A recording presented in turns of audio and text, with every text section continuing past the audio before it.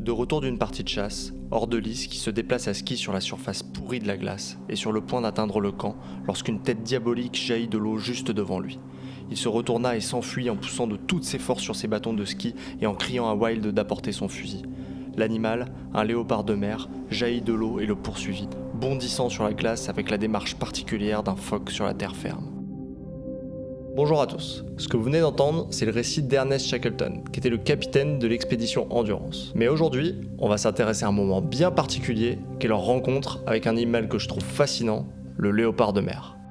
Ernest, c'était un explorateur britannique, et il a commencé cette expédition en 1914. Et il avait deux objectifs. Le premier, c'était de traverser l'Antarctique de part en part, et le second, c'était d'étudier la faune et les écosystèmes locaux. Mais une fois arrivés dans les eaux de l'Antarctique, leur navire se retrouve bloqué dans la glace. Et donc là, ils n'ont pas trop le choix, ils sont obligés de tout faire pour essayer de le libérer. Donc parfois, ils sont obligés de descendre sur la banquise et de percer la glace avec des piquets pour essayer de libérer le navire, et pour qu'il avance. Mais malheureusement pour eux, ils n'y arrivent pas et leur navire, il reste complètement bloqué. Et donc c'est plus d'un an après leur départ d'Angleterre que la coque du navire, sous la pression de la glace, va se briser complètement. Et le navire va commencer à couler. Et donc ils n'ont pas le choix, ils sont obligés d'abandonner leur navire, et avec lui, ils laissent une partie de leur provisions. Et à ce moment-là, l'objectif il change complètement, c'est-à-dire que c'est plus du tout de traverser l'Antarctique de part en part et d'étudier la faune et les écosystèmes locaux, mais c'est juste de pouvoir atteindre une station baleinière qui est à 500 km de là. Et pendant plusieurs mois, ils vont avancer dans un froid glacial qui peut parfois atteindre jusqu'à moins 30 et même moins 40 degrés, en organisant des camps de chasse de temps en temps pour pouvoir se nourrir, parce que comme on l'a dit précédemment,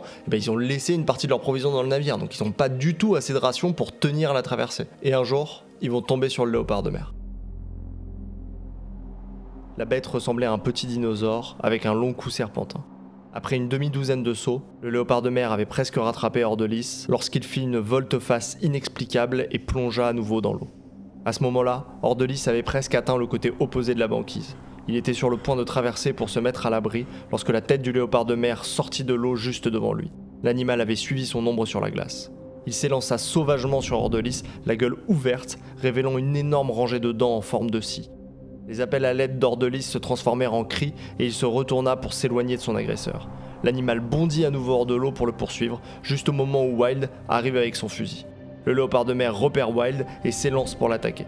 Wild mit un genou à terre et tira, encore et encore sur la bête qui se précipitait. Le léopard était à moins de 3 mètres lorsqu'il s'est finalement effondré. 2 équipes de chiens sont nécessaires pour ramener sa carcasse au camp. Ça devait pas être top comme moment pour Ordelis. Mais pourquoi il s'est fait attaquer gratos comme ça, Ordelis ?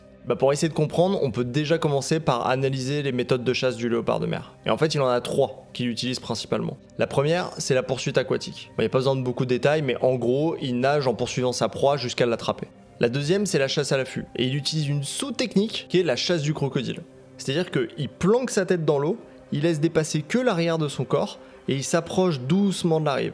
Et les animaux qui sont sur la rive, principalement des manchots, dès qu'ils manquent un peu de vigilance, bam, ils les niaquent. Et sa troisième technique de chasse, c'est l'assaut sur glace. C'est-à-dire qu'il repère une proie qui est peu mobile sur la banquise et il saute dessus pour essayer de l'attraper. Et avec ses longues canines, on n'a pas trop de doute sur le fait qu'il arrive bien à choper ses proies. Regardez-moi cette mâchoire, elle est incroyable. Je trouve que c'est le seul animal marin qui fait vraiment penser à un félin. Rappelons-nous que c'est un phoque, C'est un phoque avec 7 mâchoires. C'est pas exactement le même délire que les phoques en baie de Somme. Et d'ailleurs, pour info, c'est les femelles qui sont les plus imposantes, parce qu'en fait, elles peuvent mesurer jusqu'à 4,50 m et peser jusqu'à 600 kg.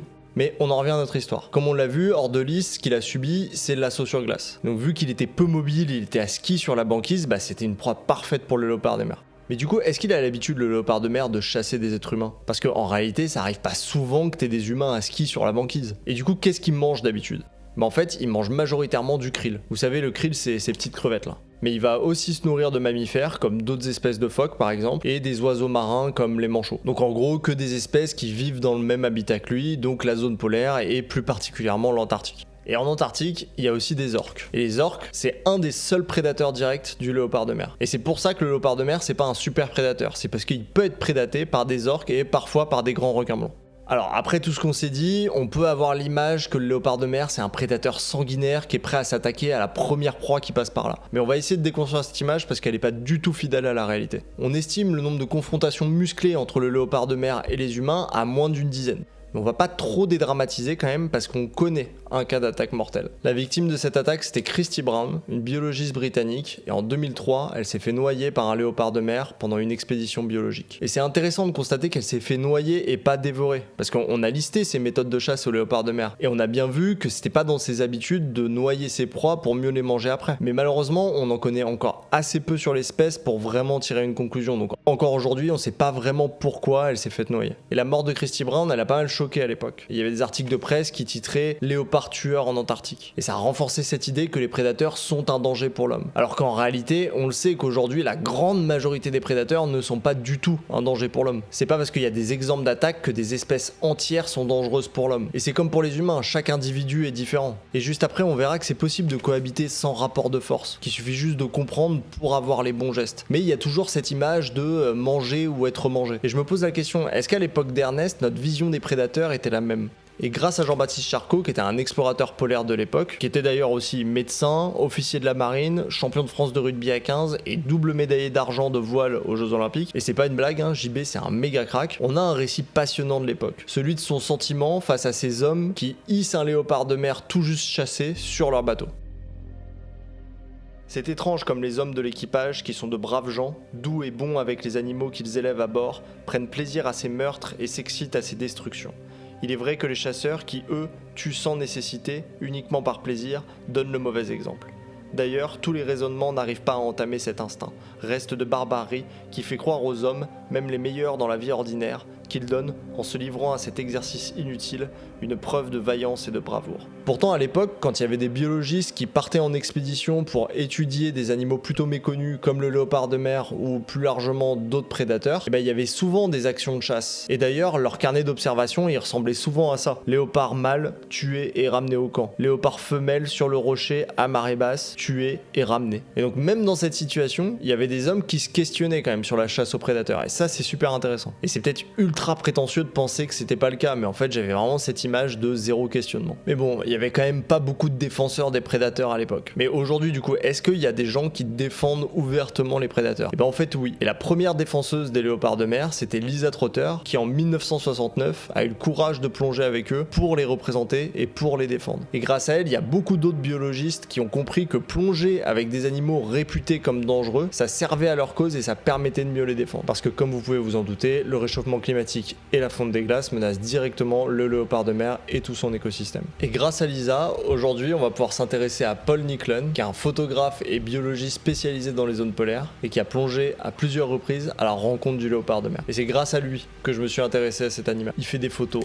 incroyables pour sensibiliser le grand public à la protection des espèces marines. Et Paul, il décrit pas le léopard de mer comme un prédateur sanguinaire, mais plutôt comme un animal qui est beaucoup plus curieux que dangereux. Et la dernière fois qu'il a plongé avec cette espèce, c'était en 2017. Et dès son arrivée dans l'eau, une femelle de plus de 4 mètres est venue à sa rencontre. Et il va filmer ces images incroyables.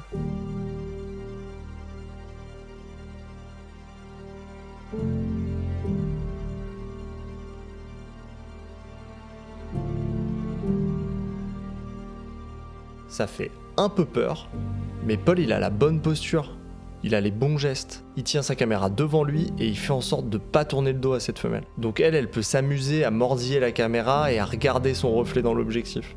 Et après quelques minutes, elle comprend. Elle comprend que Paul, ce n'est pas une proie. Et elle va avoir un comportement très rarement observé, elle va lui apporter à manger. Elle va lui ramener un manchot encore vivant qu'elle tient par le bout des dents. Est-ce que vous vous rendez compte que là, on observe un prédateur qui est en train de ramener à manger à un plongeur ? C'est fou, non ? C'est bien que cette femelle, à ce moment-là, elle considère Paul comme son égal. Un égal qui apparemment n'a pas faim, mais un égal quand même.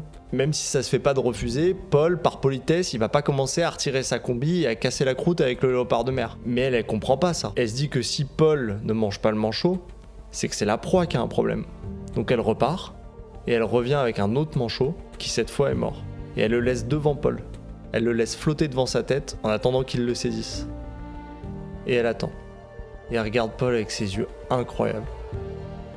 Paul il décrit ce moment comme magique. Et il comprend ce que cette femelle ressent. Il comprend qu'elle est en totale incompréhension face à cet humain qui apparemment n'a pas besoin de se nourrir. Donc Paul, comme bien d'autres naturalistes a compris un truc essentiel, c'est qu'avec les bons gestes et la bonne posture, on peut approcher n'importe quel animal sans être en danger. Même des prédateurs qui sont réputés comme dangereux pour l'homme. Et les statistiques le prouvent, hein, vous avez bien plus de chances de passer un moment incroyable avec un léopard de mer en toute sécurité que de vous faire dévorer sauvagement comme on pourrait le croire. Tout ça, c'est qu'une question de démarche, il n'y a aucun animal qui est mauvais.